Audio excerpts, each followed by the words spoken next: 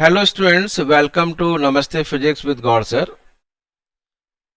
इससे पिछले वीडियो में रे ऑप्टिक्स के मैंने आपको स्फेरिकल मिरर्स का फॉर्मूला ड्राइव करा दिया और उससे रिलेटेड कुछ क्वेश्चंस कराए, और मैंने ये भी बताया कि आपको क्वेश्चन में स्फेरिकल मिरर की नेचर नहीं बताएगा, आपको खुद ही पता लगाना पड़ेगा कि भाई ये मिरर कौन सा होगा।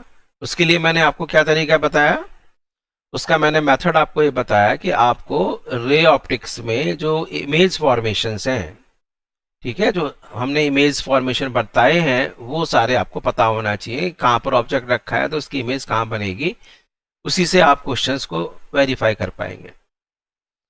चलो आगे चलते हैं, लेकिन इससे पहले जो अभी आज ही बच्चे ज्वाइन हुए हैं उनको मैं बता दूं कि आप मेरे रे ऑप्टिक्स के सारे वीडियोस देख सकते हैं।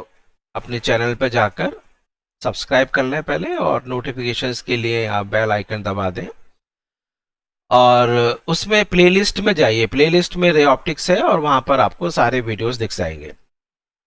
ठीक है, तो चलते हैं, अब हम वीडियो लेक्चर की तरफ चलते हैं। चलिए, तो ये बच्चे आपका मैं थोड़ा प्रीवियस का दिखा दूं हल्का सा। ये देखो, ये प्रीवियस में हमने क्वेश्चन कराए आपको स्फेरिकल उसके। ठीक है, ठीक है, ओके। ये देख लो आप, अलग अलग टाइप के क्वेश्चंस करा दिए। जो उन बच्चों जो आज ही जुड़े हैं वो एक बार प्रीवियस वाली मेरी वीडियो देख लें। ठीक है, अब आगे चलते हैं।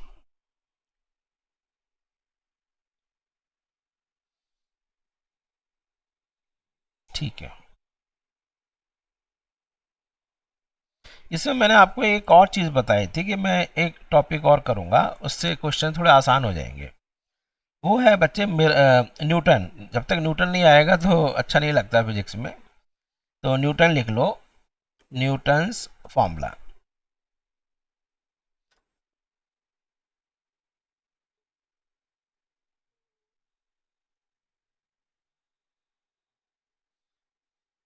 न्यूटन्स फॉर्मूले में स्पेशल बात यह है कि आपको पोल से डिस्टेंस मेजर करने की ज़रूरत नहीं है। ठीक है, आपके पास पोल से ज़रूरत नहीं है। कि सपोजिंग कोई भी मिरर ले लेता हूँ मैं, ये मिरर ले लेते हैं, लो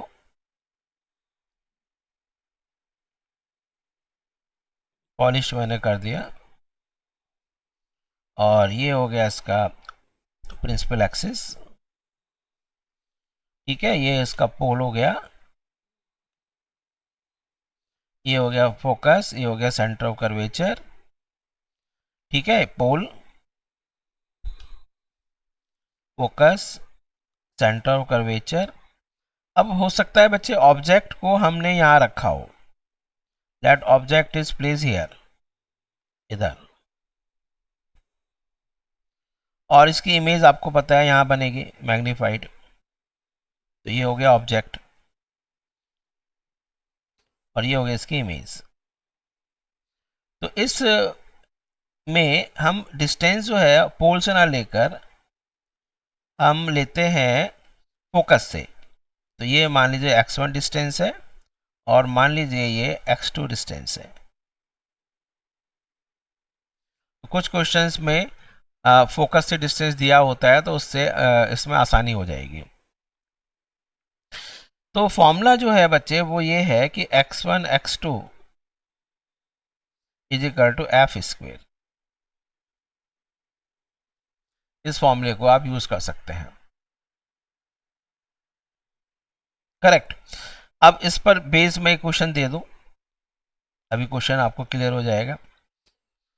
ये जो क्वेश्चंस हैं वो ज़्यादातर हमारे पास जो लॉन्गिट्यूडनल ऑब्जेक्ट्स हैं उसके लिए बहुत हेल्प करती है।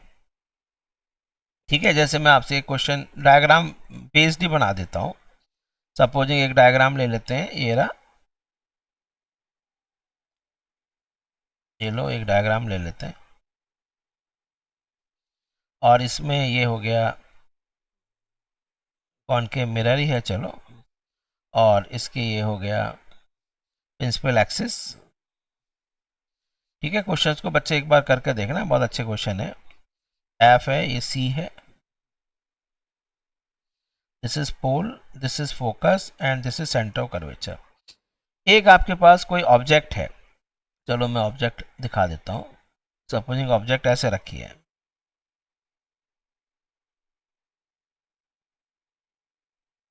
एक कोई लीनियर ऑब्जेक्ट है और लॉन्गिट्यूडनल रखी हुई है, लीनियर तो है लेकिन लॉन्गिट्यूडनल रखी हुई है, उसकी हम बात कर रहे हैं। ये ऑब्जेक्ट है ऐसे, उसका एक एंड सेंटर ऑफ कर्वेचर से है। ठीक है, अब देखो बच्चे क्या है, ये जो फोकस है, फोकल लेंथ हमने दे रखा है, सपोजिंग दिस इज 20 सेंटीमीटर, ये डिस्टेंस मान लीजिए 20 सेंटीमीटर है, distance is 20 centimetre. And object बच्चे 10 सेंटीमीटर की है, this is object A B.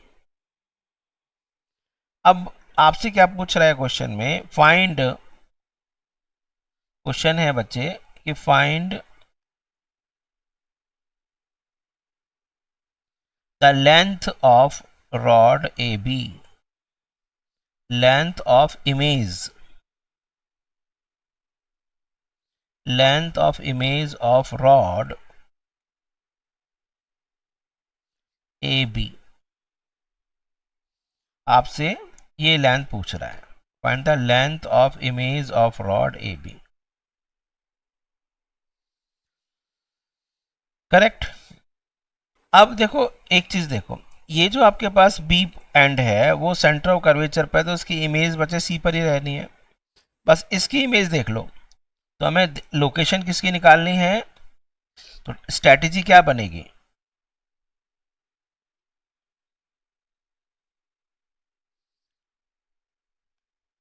Strategy में आपको क्या करना है, पोजीशन ऑफ इमेज,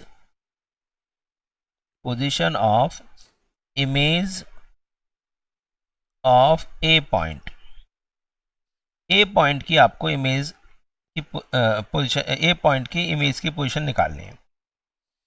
तो अब बच्चे न्यूटन फॉर्मूला लगा दें, तो यहां से यहां तक का डिस्टेंस, ये देखो ये ऑब्जेक्ट मान लेते हैं, इसका डिस्टेंस मान लेते हैं x1, ऑब्जेक्ट की पोजीशन। अब बच्चे फिर वही लेना, ये डायरेक्शन प्लस है, ये डायरेक्शन माइनस है, एक्सक्यूज मी, एक्सक्यूज मी। इसमें क्या है बच्चे, इससे पहले क्या था, पोल को ओरिजिन माना था, फोकस को ओरिजिन मान लेंगे। तो फोकस से जो भी लेफ्ट की तरफ डिस्टेंसेस हैं उसको हम ले लेंगे निगेटिव। तो x1 कितना हो गया, देखो ये 10 20 ये है तो 20 ये होगा, ये भी तो 20 है और ये 10 है, तो x1 कितना आ गया बताएं, x1 इज इक्वल टू यहां से 20 प्लस 10 यानी माइनस के 30, x2 बच्चे आपको निकालना है, फोकल लेंथ कितनी है इसकी, माइनस के 20, आराम से हो गया नहीं बोलो, तो x1 x2 is equal to F square, तो x1 है -30 into x2 is equal to -20 का स्क्वेयर, तो कितना आ रहा है बच्चे, तो माइनस के 30 into x2 is equal to 400, ये कैंसिल कर देते हैं, तो x2 कितना आ गया, x2 is equal to minus के 40/3, तो यानी कि करीब करीब x2 को ले लेते हैं माइनस के 13.3 सेंटीमीटर। ठीक है, यहां तक हो गया। इसका मतलब यहां से इमेज जो बन रही है वो फोकस से 13.3 पर बन रही है, ठीक है, फोकस से। बात सही भी है कि यदि ऑब्जेक्ट को हम सी और इन्फिनिटी के बीच में रखेंगे, ये पॉइंट ऑब्जेक्ट, तो इसकी image focus and centre of curvature के बीच में बनती है। ठीक है।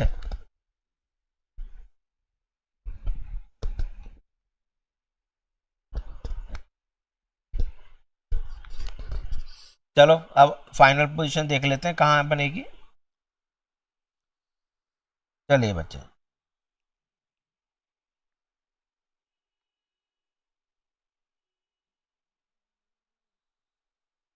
तो एक बार दोबारा डायग्राम बना लें।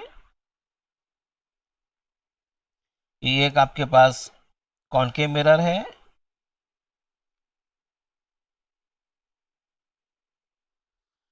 ये हो गया इसका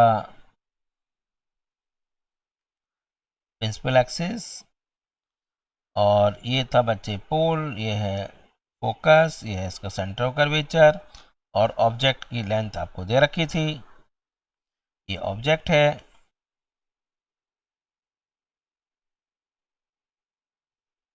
ठीक है, ये पॉइंट ए था, ये पॉइंट बी है। अब बच्चे जो ए पॉइंट है उसकी बी पॉइंट की तो इमेज यहीं बनेगी, ठीक है, यहाँ पर ही बनेगी, और इसकी इमेज यहाँ आ जाएगी। तो इसकी इमेज जो बन रही है आपकी इमेज को मैं चलो इससे दिखा दूँ, चलो इससे, ये इमेज आपकी बन गई। एक मिनट, यहाँ से ऐसे टच करते हुए दिखा दे। ठीक है, ये आपके पास बी तो बच्चे ये बन ही गया, this is B dash and this is A dash. ये डिस्टेंस कितनी है यहाँ से यहाँ तक, ये फोकस है, ये डिस्टेंस कितनी थी बच्चे 20।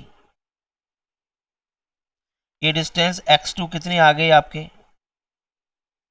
x2 is equal to what 13.3। अब मैं वो नहीं ले रहा हूँ साइन, साइन तो ये बता रहा है किधर बनेगी, लेफ्ट साइड में।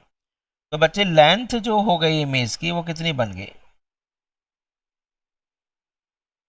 लेंथ ऑफ इमेज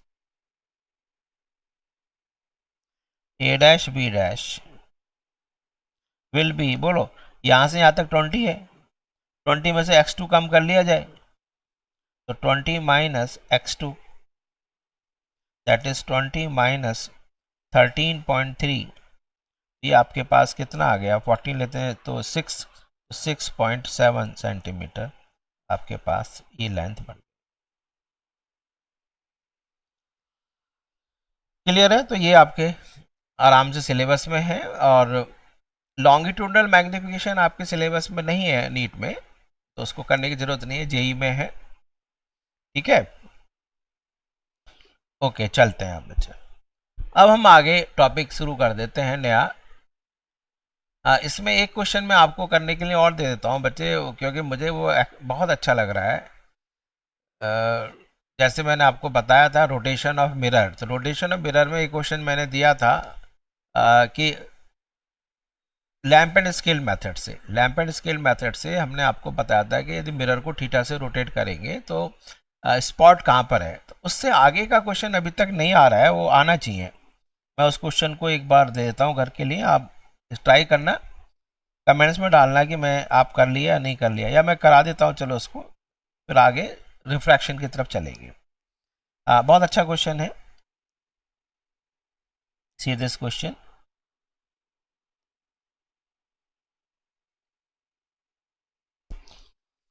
क्वेश्चन में कुछ नहीं किया हमने कि यहाँ पर बल्ब है, याद आ रहा हो आपको वाला क्वेश्चन, ये रहा बल्ब, और सामने इसके बच्चे मिरर था, याद है, ये मिरर है, मूविंग कॉइल गैल्वेनोमीटर का सस्पेंडेड टाइप। ठीक है, और ये जो मिरर है, इस मिरर को अब आप क्या कर रहे हैं, देखो यहाँ से लाइट सीधी इंसिडेंट है इस पर, रिफ्लेक्टेड बैक। नाउ मिरर को हमने थोड़ा सा घुमाना शुरू कर दिया ऐसे, मिरर स्टार्ट्स रोटेटिंग। ये क्वेश्चन मैंने बनाया कि इस मिरर को घुमा रहे हैं ओमेगा से। तो आप किसी इंस्टेंट पर यदि थीटा पर है यहाँ पर, तो आपको याद था कि जो रिफ्लेक्टेड रे है वो ऐसे हो जाएगी, रिफ्लेक्टेड रे ऐसे हो गए या नहीं? ये बच्चे एक्स दे रखा था ऑलरेडी, ये वाई है। तो बच्चे जो स्पॉट है, जैसे आप रोटेट कर रहे हैं तो ये जो स्पॉट है आपका पी, ये स्क्रीन है। तो जो बच्चे स्पॉट पी है ये मूव करेगा ना किसी स्पीड से, तो आपसे पूछ रहा है कि कितनी स्पीड से ये स्पॉट मूव करेगा। द स्पीड ऑफ, क्वेश्चन समझ में आ गया कि if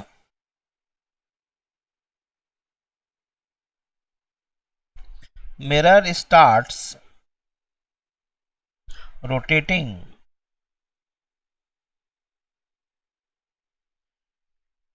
what will be, mirror starts rotating, तो ये कॉमा नहीं लगना चाहिए, what will be a velocity of spot on screen। ये अच्छा क्वेश्चन है। तो मैंने आपको बच्चे बता दिया था ये थीटा है, तो ये इस समय कितना होगा, 2 थीटा। तो हमने कैसे किया था बोलो, tan 2 theta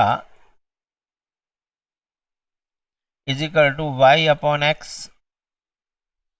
Y is equal to X into tan 2 theta हो गया। तो what will the velocity spot on the screen, अब इसमें कुछ एंगल भी दे सकता है, when theta is supposing 45 degree या theta is equal to 30 degree, ऐसे भी क्वेश्चन हो सकता है। तो थोड़ा सा ये इसलिए जान के करा रहा हूँ मैं, क्योंकि ये क्वेश्चन सिलेबस में है और एडवांस थोड़ा सा करना ही पड़ेगा आपको। ये हम बहुत कराते थे, शुरू से कराता आ रहा हूँ मैं, लेकिन अभी नीट में नहीं आया तो आएगा ही 100%, देख लेना। तो अब आपको करना क्या है बच्चे कि जब हम इसको रोटेट कर रहे हैं ओमेगा से, यानी थीटा का रेट ऑफ चेंज दे रखा है, तो बच्चे पी पार्टिकल ऊपर जा रहा है, यानी वाई का रेट ऑफ चेंज कितना होगा, बस खत्म, स्ट्रेटेजी समझ में आ गई। तो रेट ऑफ चेंज से ही करना है।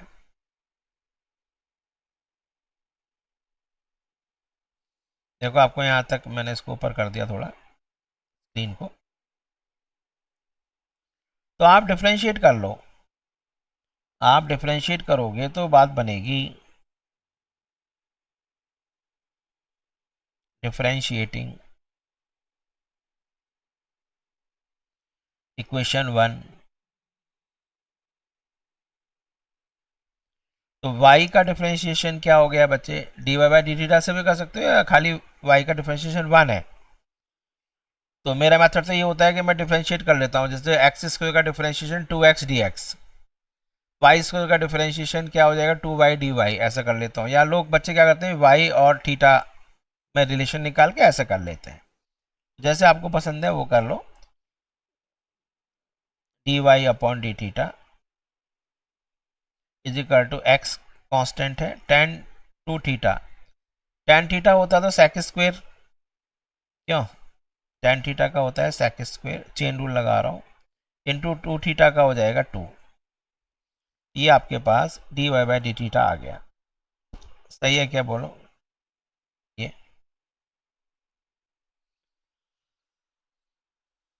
ठीक है, तो नेक्स्ट पेज पे ले आते हैं इसको।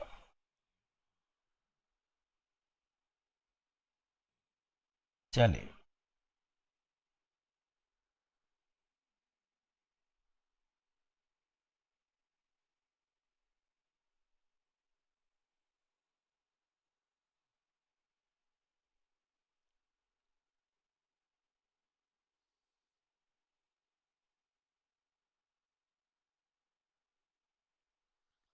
चलिए बच्चे, तो अब हमारे पास क्या हो गया, ये D Y is equal to 2x into sec square 2 theta into D theta, इसको डी टी से डिवाइड कर देते हैं। हमें पता है कि D Y by D T तो निकालना है, वेलोसिटी ऑफ पार्टिकल p क्या हो जाएगा D Y by D T,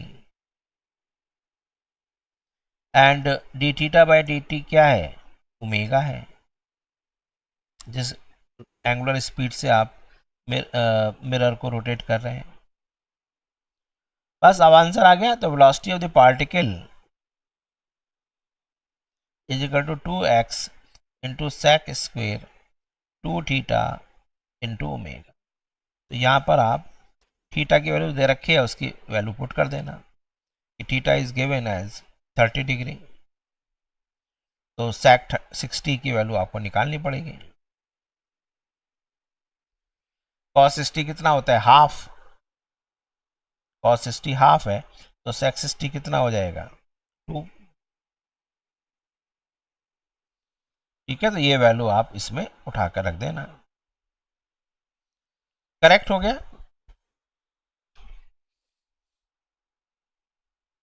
तो इस तरह से मैंने आपको कंप्लीट करा ही दिया। मेरे मन में अटक रहा था कि मैं इसको कराया नहीं, क्यों नहीं कराया, क्यों नहीं कराया, तो ये बहुत इंपॉर्टेंट क्वेश्चन था। चलो बच्चे, अब हम नेक्स्ट टॉपिक की तरफ चलेंगे।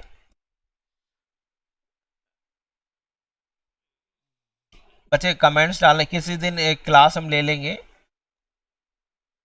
ठीक है, जब ये हमारा हो जाएगा रे ऑप्टिक्स, या मैं अगली क्लास में ऐसा करूंगा कि कुछ क्वेश्चंस, प्रीवियस ईयर्स के क्वेश्चंस मिरर्स पे जो आए हैं उसका एक वीडियो बना दूंगा मैं। तो आप कमेंट्स में डालना बच्चे, आपको अभी वीडियो करना है या फिर रिफ्रैक्शन जब हो जाए पूरा रे ऑप्टिक्स तब मैं एक प्रीवियस ईयर्स के सारे क्वेश्चंस कर लूँ। तो बच्चे पोस्ट करिए, कमेंट जरूर डालिए, ठीक है।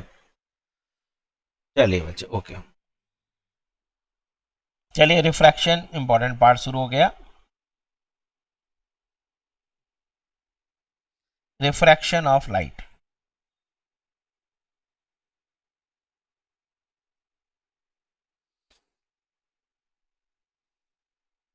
अभी तक कुछ ज़्यादा नई चीज़ें नहीं करी हैं हमने, ये सब पुराना सिलेबस था ना, तो उसमें बच्चे सभी 10th में था। रिफ्रैक्शन ऑफ लाइट ये भी 10th का ही है अभी।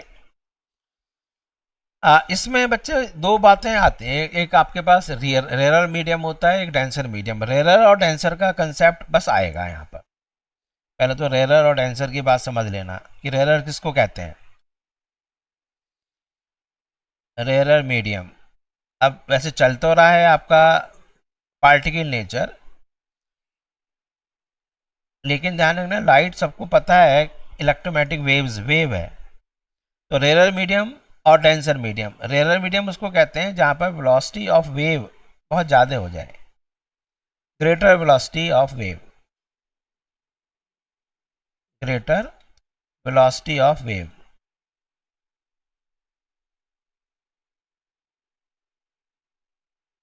और डेंसर मीडियम किसको कहते हैं, डेंसर का मतलब है उसमें स्पीड कम हो।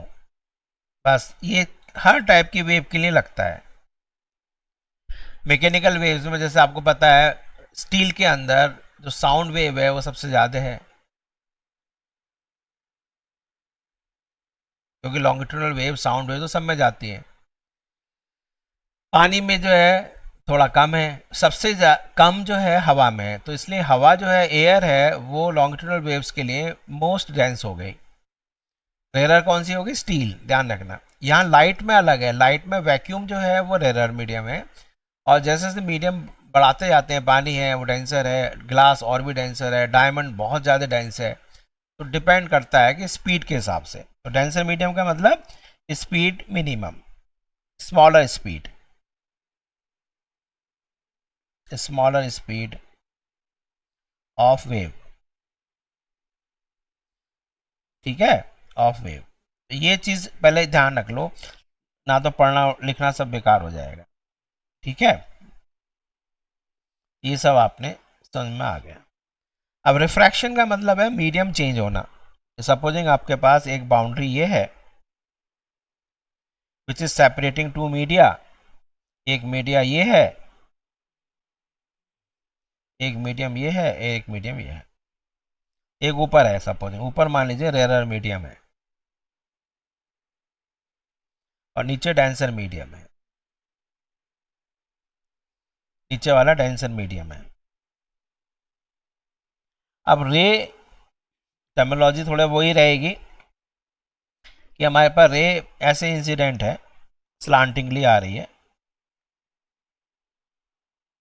ये रे। तो बच्चे ये फिर वही पॉइंट ऑफ इंसिडेंस हो गया, ये पॉइंट ऑफ इंसिडेंस है। इसमें बच्चे नॉर्मल ड्रॉ करेंगे, जैसे नॉर्मल ड्रॉ करते आ रहे हैं अब तक, ये नॉर्मल ड्रॉ कर देते हैं।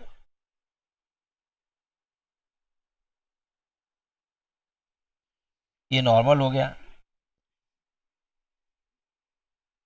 नॉर्मल।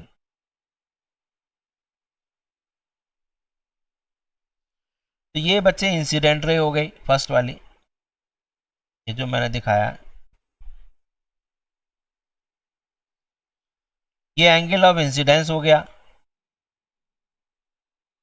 अब न्यूटन ने बताया कि एक्चुअली में जब भी रे, अब यहाँ इसने गलती की है, मैं आगे बताऊंगा, वेव आइगन जो है पकड़ लेगा, इसने ब्लंडर किया है, because Newton was the man of mechanics. तो मैकेनिक्स लगाया था इसने, तो वहाँ गलत हो गया था। मैं आगे जब वेव मोशन शुरू होगा, वेव ऑप्टिक्स, तो वहाँ बताऊंगा आपको कि क्या ब्लंडर हुआ था। तो न्यूटन ने बताया कि जब लाइट के पार्टिकल्स एक मीडियम से दूसरे मीडियम में जा रहे हैं, तो एक्चुअली में जो मीडियम है वो फोर्स ऑफ अट्रैक्शन लगाता है towards the normal.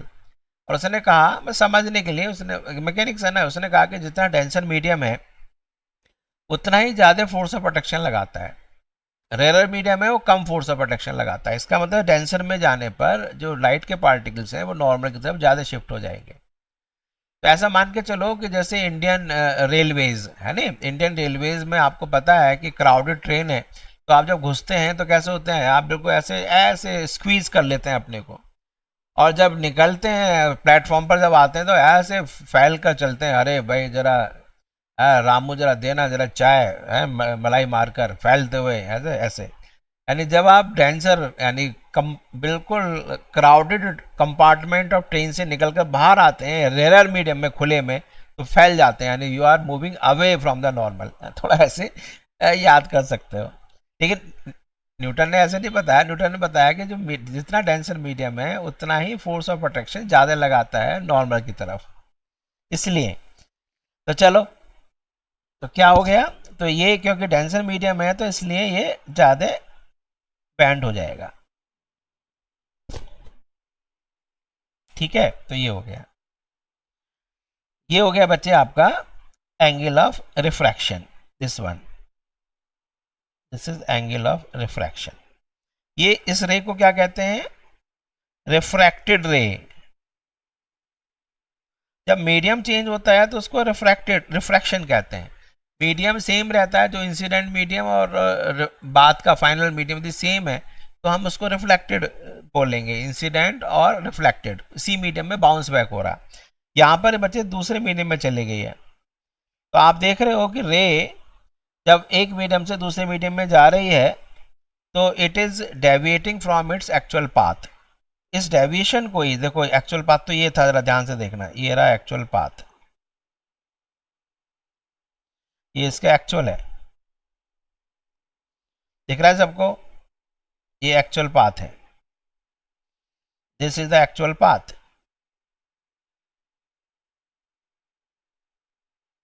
Actual direction.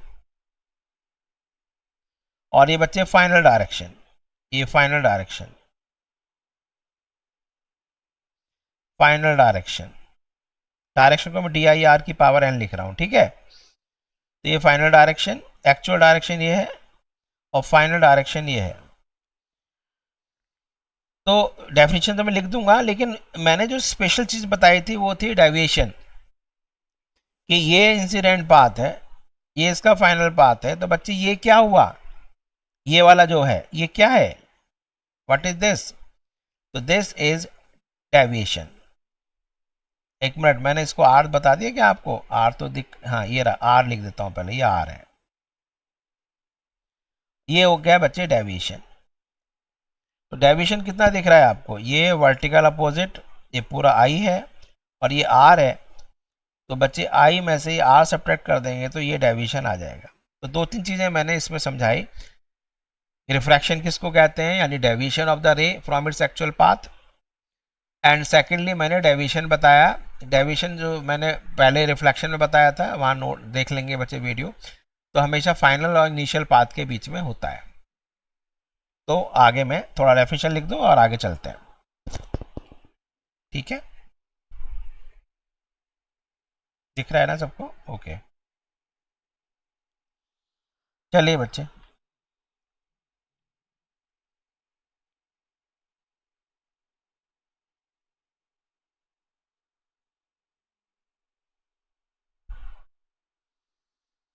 तो सबसे पहले रिफ्रैक्शन बता दो क्या है, what is refraction?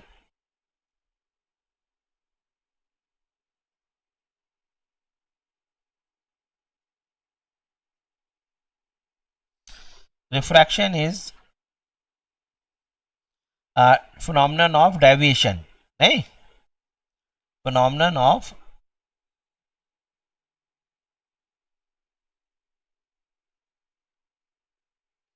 phenomenon of किस क्या? डेविएशन ऑफ रे, phenomenon of deviation of a ray from its actual path.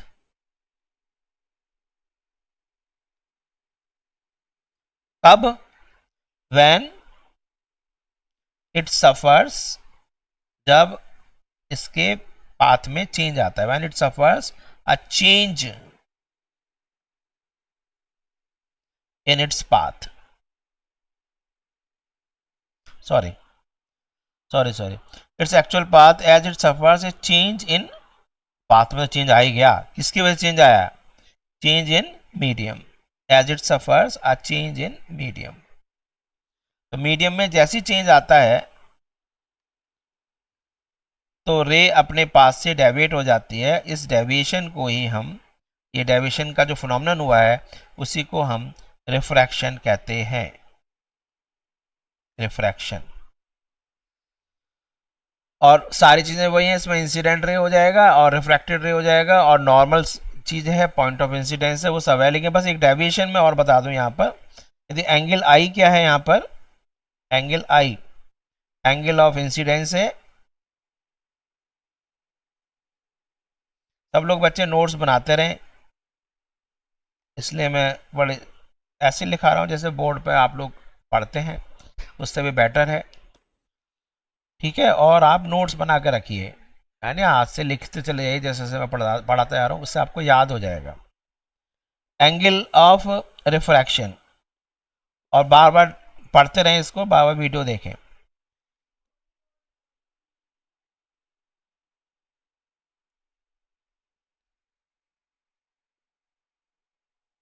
Angle of refraction,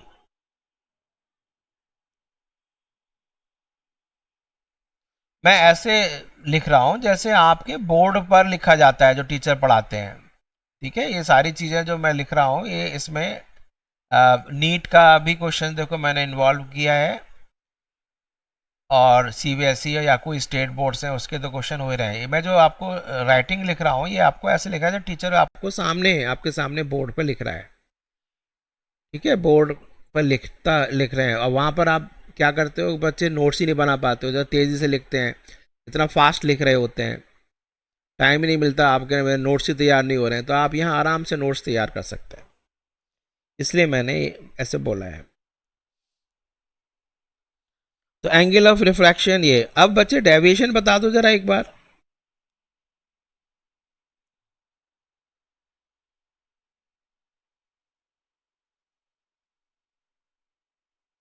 deviation जो हुआ वो आपका फाइनल और इनिशियल के बीच में हुआ, दैट इज यहां पर हो गया आई माइनस आर। दिख रहा था आपको आई माइनस आर? देख लो एक बार पहले, ये देखिए, तो ये पूरा आई है, तो ये पूरा आई हो गया, ये आर है, तो ये आपका एंगल ऑफ डेविएशन हुआ, द फाइनल रे और ये फाइनल रे है, ये इनिशियल रे, उसके बीच में एंगल। ठीक है, दिख रहा है सबको? ओके,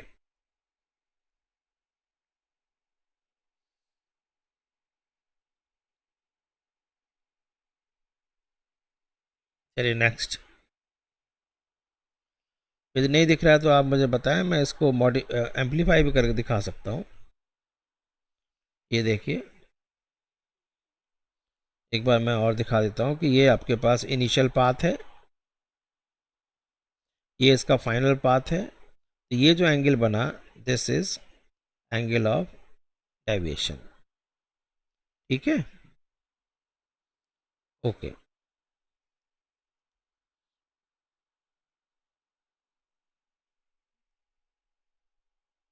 चलिए बच्चे नेक्स्ट पेज। अब ये तो सब हो गया, अब इसके बाद बच्चे लॉज पर आ जाओ। ठीक है, लॉज ऑफ रिफ्रैक्शन।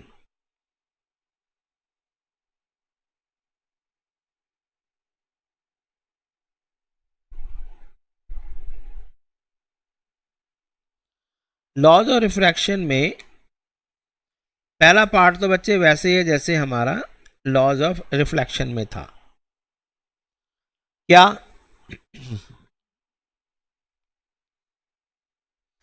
कि आपके पास इंसिडेंट रे,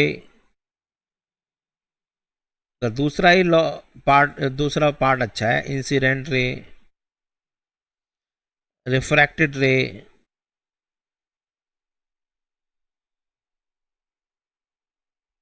एंड नॉर्मल। ठीक है, ऑल। अब नॉर्मल किस पर है? ये आपका किस पर है? बाउंड्री पर, जो बाउंड्री मीडिया, दो मीडिया को सेपरेट कर रही है। And normal all lie on same plane.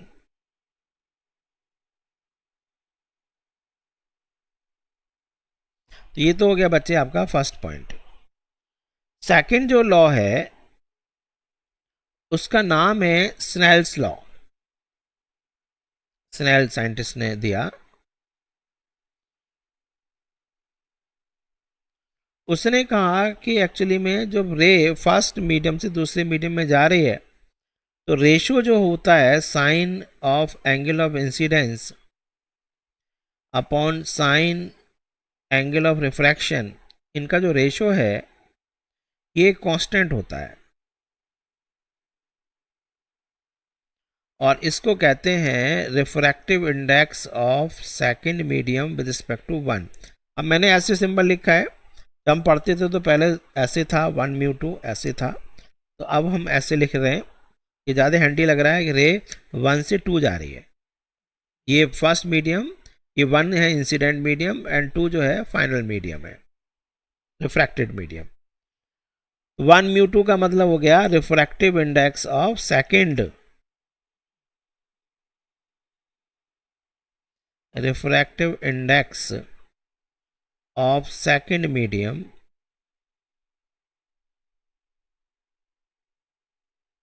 with respect to first medium. तो इलेक्ट्रोमैग्नेटिक वेव्स में भी याद आ रहा है, velocity of light in vacuum 1/√μ0 medium में, तो फिर हमने velocity of light in vacuum upon velocity of light in medium से हमने रिफ्रैक्टिव इंडेक्स बताया था, अंडर रूट क्या था, μr/ε। ठीक है, तो वो थोड़ा देखना।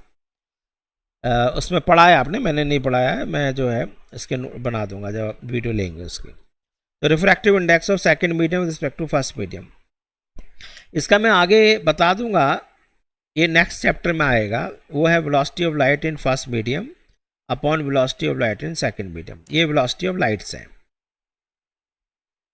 ठीक है, आगे न्यूमेरिकल जब करेंगे तो बच्चे मैं और बताऊंगा कि ये refractive index of second upon refractive index of one. अब यहाँ पर बच्चे कोई भी विद रिस्पेक्ट टू कोई कॉमन मीडियम आ सकता है। मैं आपको यहाँ ड्राइव करने की कोशिश करूंगा। जैसे यहाँ पर एयर ले लेते हैं, तो ये कोई भी with respect to common medium हो सकता है, any common medium, any common medium.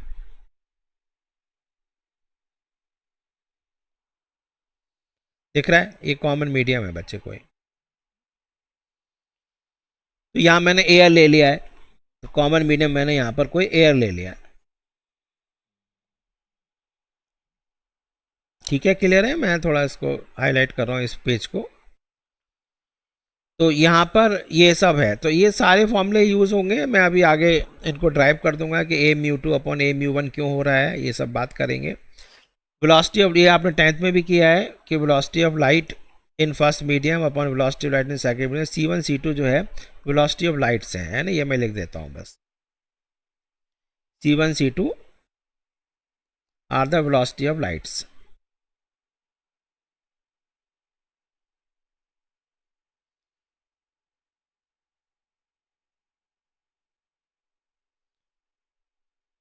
कोई भी कंसेप्ट इतनी जल्दी से नहीं हुआ है, आपको क्या लग रहा है? बहुत सारे साइंटिस्ट इन्वॉल्व हैं। न्यूटन है, चलो ठीक है, उसके बाद फिर आगे हाइगन आएगा। तो एक से एक लिंक्ड है और एक दूसरे को पुल भी करते रहते हैं। आगे हम बताएंगे, आपस में राइवलरी भी होती है। और प्रूव करने के लिए कि भाई आप गलत हैं, उसको वेरीफाई कर देते हैं और उसको नोबेल प्राइज़ भी मिल जाता है। ठीक है, मैं बताऊंगा आगे कहाँ पर ये ऐसा केस हुआ है। तो वेलोसिटी ऑफ लाइट्स है in one and in first and second medium, in first and second. ठीक है, ये सब मैंने आपको बता दिया।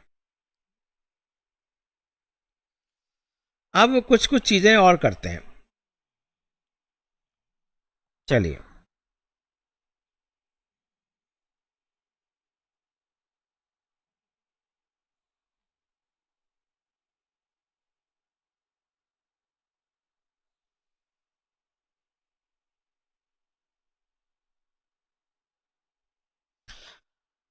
अब हम कुछ बातें बताएं आपको। पहले बात तो ये है, फर्स्ट इज रिवर्सिबिलिटी। लिख देता हूं पहले मैं, एक तो मैं लिख रहा हूं रिवर्सिबिलिटी ऑफ रे।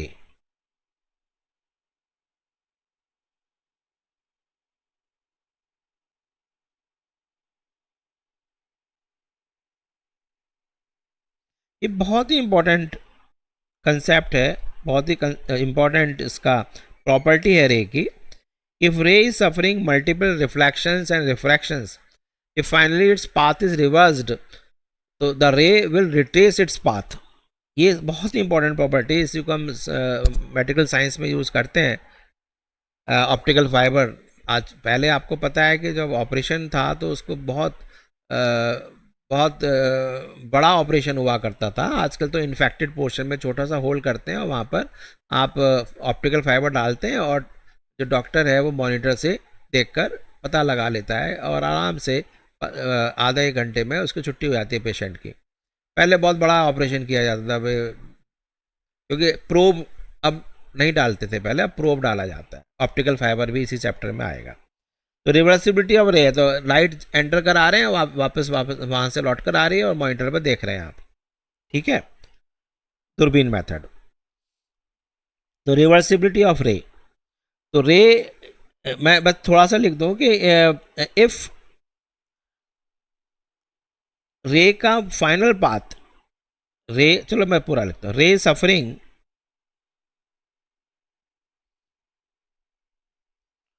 Suffering multiple,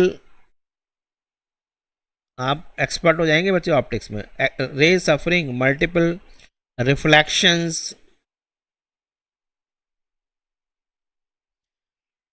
comma रिफ्रैक्शंस।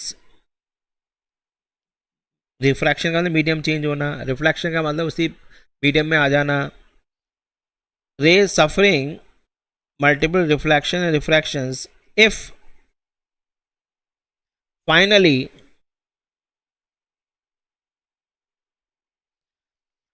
It's path is reverse. अब पाथ रिवर्स कैसे करेंगे बोलो?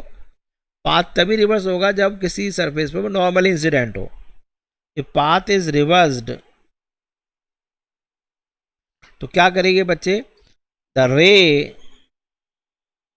Would retrace its path. ये बहुत इंपॉर्टेंट प्रॉपर्टी है, गजब प्रॉपर्टी है लाइट की। तो ray after suffering multiple reflections and refractions, if finally its path is reversed, the ray would retrace its path. Correct. थोड़ा मैं डायग्राम से समझाने की कोशिश करूं कि आपके पास सपोजिंग ये है कोई मीडियम, जो बाउंड्री है, ये जो दो मीडिया को सेपरेट कर रहा है, ये बाउंड्री है। रे बच्चे ऐसे आ रही है, ये लो रे आ गई,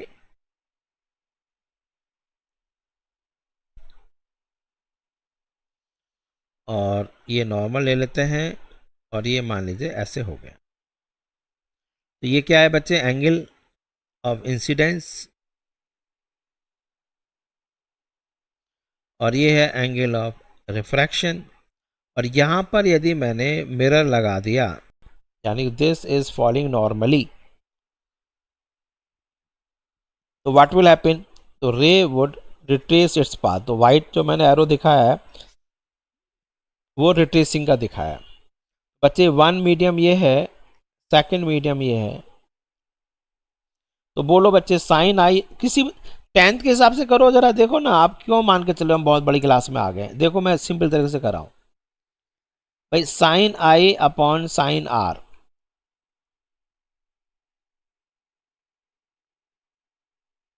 चलो इसको भी हटा दो, चाहे ये भी मत करो, लो और सिंपल करता हूं कि रे 1 से 2 जा रही है, फॉर 1 से 2, 1 से 2 जा रही है, तो refractive index of 2 with respect to 1 is equal to what, velocity of light in first medium upon velocity of light in second medium.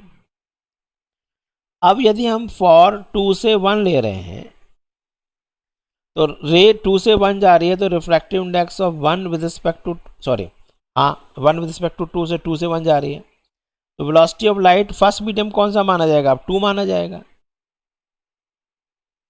तो देखो जरा इन दोनों को कंपेयर करो ना एक बार, क्या लग रहा है कि 2 mu 2 1 is equal to C two by C one, and 1 mu 2 is equal to C one by C two, तो क्या आ गया, तो 2 mu 1 is equal to reciprocal of 1 mu 2।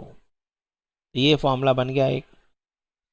यदि आपसे कह रहा है refractive index of glass with respect to water is this, तो बताइए refractive index of water with respect to glass कितना होगा। आया समझ में नहीं, तो न्यूमेरिकल्स कैसे करते हैं, जैसे refractive index of glass with respect to water is equal to reciprocal of refractive index of water with respect to glass. Numerical हो जाएंगे या नहीं बोलो। न्यूमेरिकल ऑप्टिक्स के इसलिए नहीं हो रहे हैं क्योंकि आपको बहुत सारे फॉर्मूले आने चाहिए, वो बना सकते हैं, कंसेप्ट से ही होंगे, ऐसे नहीं है। फिनिश प्रोडक्ट मत पढ़ना, रे ऑप्टिक्स के अंदर हमेशा, ऑप्टिक्स के अंदर फिनिशिंग प्रोडक्ट नहीं देखते हैं हमेशा। जैसे आपको पता है कि कोई भी मैन्युफैक्चरर है वो ऑल्ट्रेशन की गुंजाइश छोड़ता है, फ्री साइज बनाता है, तो ऐसे हम फ्री साइज फॉर्मूले बनाएंगे which can be altered according to the problems. ठीक है, ये मैंने बहुत बड़ी चीज़ बता दी आपको। फ्री साइज रखेंगे यानी कि अल्टर्ड कर सकते हैं अकॉर्डिंग टू द सिचुएशन, एकदम रिजिड नहीं बनाएगा ये मामला लगे। अरे भैया फॉर्मूले तो वेरिएबल, फ्लेक्सिबिलिटी होनी चाहिए। क्लियर हो गया बच्चे कंसेप्ट। तो 1 mu 2 is equal to 1 upon 2 mu 1, या 2 mu 1 is equal to 1 upon 1 mu 2। एक तो ये चीज़ बनी। अब आपके पास यहाँ पर जगह नहीं है, नेक्स्ट पेज पर लेते हैं। सपोजिंग आपके पास कंपोजिट होता, और मैं फॉर्मूला बना के दिखाता हूँ। देखो बहुत छोटी क्लास के हिसाब से बना रहा हूँ मैं, एक और फॉर्मूला बना देता हूँ। सपोजिंग आपके पास 1 म्यू 2 है, देखना बड़ा अच्छा सा फॉर्मूला बनेगा। 1 म्यू 2 इज इक्वल टू क्या है बताओ, C1 अपॉन C2।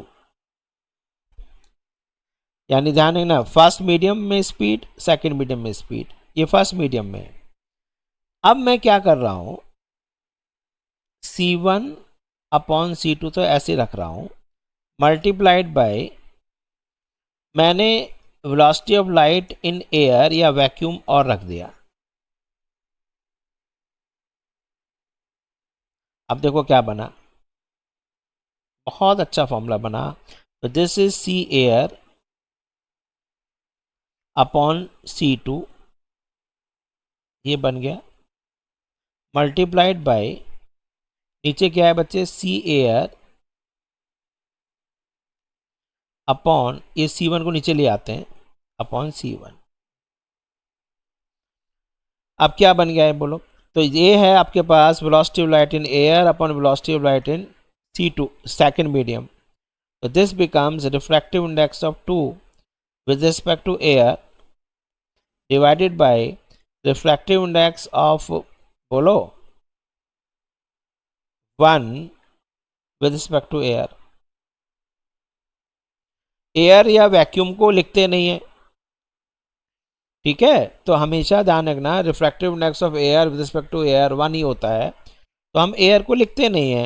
वैसे रिफ्रैक्टिव इंडेक्स ऑफ एयर 1 नहीं है, रिफ्रैक्टिव इंडेक्स ऑफ वैक्यूम 1 है, ध्यान रखना. तो इसको हम लिखते हैं बच्चे μ2 अपॉन μ1.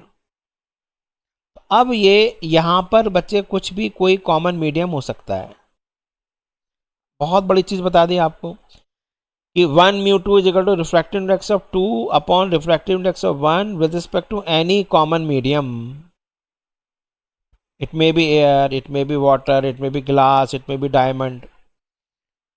क्लियर है, समझ में आया? अब एक क्वेश्चन दे दूं मैं, देखो क्वेश्चन ले लेते हैं. मैं आपको क्वेश्चन के साथ करा रहा हूं जिससे कि आपकी कुछ गड़बड़ हो ही ना. मैं आपसे कह रहा हूं कि if refractive index of diamond दिया है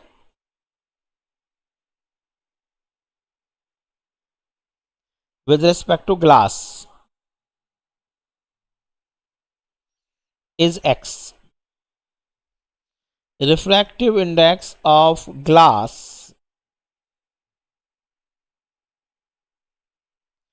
with respect to water is supposing y. पूछ रहा है फाइंड रिफ्रैक्टिव इंडेक्स ऑफ, ऐसे क्वेश्चन भर भर कर आते हैं, बच्चे हाथ पैर छोड़ देते हैं. ये क्या हुआ? रिफ्रैक्टिव इंडेक्स ऑफ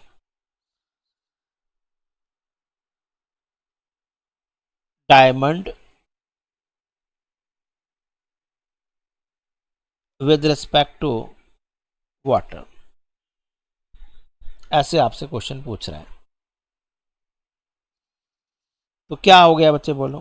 तो आपसे पूछा है refractive index of diamond with respect to water is equal to refractive index of diamond with respect to something and refractive index of water with respect to something. यहां पर हम ले लेते हैं ग्लास, यहां ले लेते हैं ग्लास.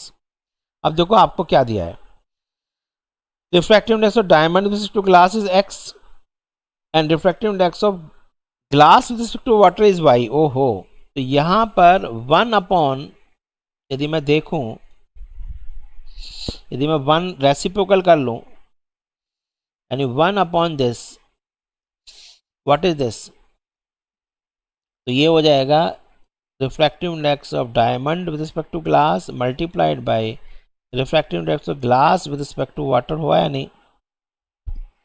रेसिप्रोकल, रेसिप्रोसिटी लगा दी मैंने, रिवर्सिबिलिटी लगा दी. तो कितना आ गया बच्चे? जी म्यू डी कितना है? x and W mu G कितना है? डब्ल्यू म्यू जी कितना है? y. तो आंसर आ गया x इंटू वाई. ये कितना बढ़िया क्वेश्चन है, आप देखो, you will appreciate the method. तो रिवर्सिबिलिटी समझ में आ गई आपको, तो मैंने आपको ये फॉर्मूला बता दिया. तो इसमें चेन रूल भी होता है, चेन रूल भी कर सकते हैं. एक और रूल मैं बता दूं, चलो देखिए.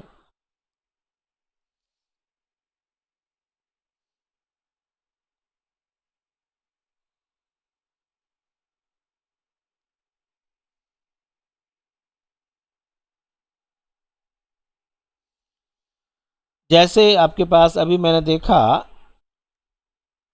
देखो जी बच्चे, जैसे हम ऐसे ले लें,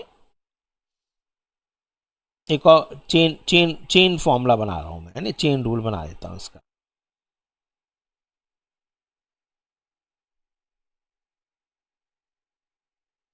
इसी मेथड से करा रहा हूं बहुत. जैसे refractive index of 3 with respect to 2, क्या आएगा?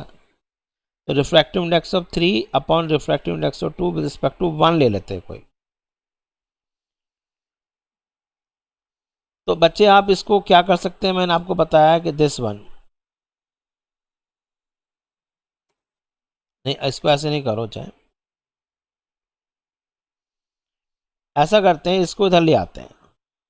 ये हो गया बच्चे 1 μ2 इंटू 2 μ3 इज इक्वल टू 1 μ3। अब इसको बच्चे हम रेसिप्रोकल कर सकते हैं 1/3 μ1। इसको भी इधर ले आते हैं फिर। तो अब देखो चेन रूल बन गया, 1 से 2 में जा रही है रे, 2 से 3 में जा रही है रे, इंटू 3 से यदि 1 में आ रही है तो इसका आंसर 1 हुआ। ये सब आपको मैंने फॉर्मूले बना दिए।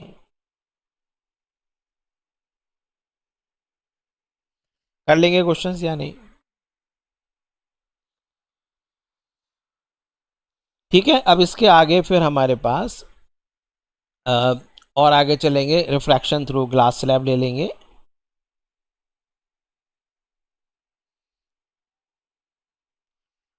रिफ्रैक्शन थ्रू ग्लास स्लैब लेंगे, उसके बाद फिर हम अ,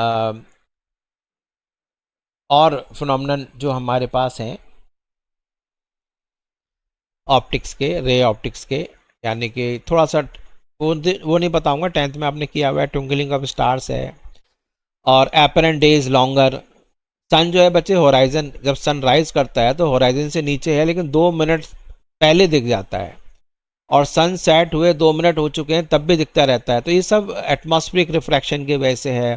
twinkling of stars atmospheric refraction की वजह से है। तो ये सारी चीज़ें हैं, लेकिन ये सब 10th में किया हुआ है आपने, उसमें लाइट के अंदर हम वो नहीं करेंगे, उससे हम आगे बढ़ेंगे। ग्लास स्लैब का डेरिवेशन करेंगे, इसमें लैटरल डिस्प्लेसमेंट होता है, वो कितना है वो सब बातें करेंगे आगे। फिर उसके बाद फिर हम स्फेरिकल सरफेसिस से, टोटल इंटरनल रिफ्लेक्शन से ये सब करेंगे। तो इसको रिवाइज कर लीजिए, लंबी वीडियो हो जाएगी, तो शॉर्ट यहाँ पर मैं बंद कर देता हूँ। तो keep revising and keep connected. Okay.